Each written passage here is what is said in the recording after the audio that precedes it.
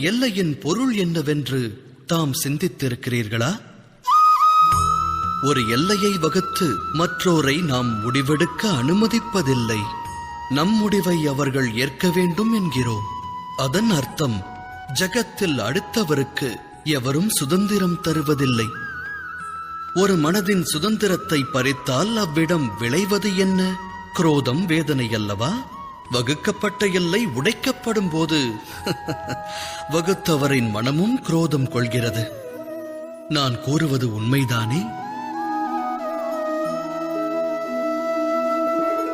ஒருவேளை மற்றோர் சுதந்திரத்திற்கு மரியாதை அளிக்கப்பட்டால் அதன் பிறகு எல்லை என்ற ஒன்றை வகுக்க வேண்டும் என்ற நிலை வராது.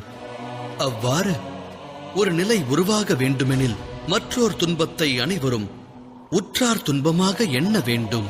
உதவி செய்யும் பாங்கை கொள்ள வேண்டும்.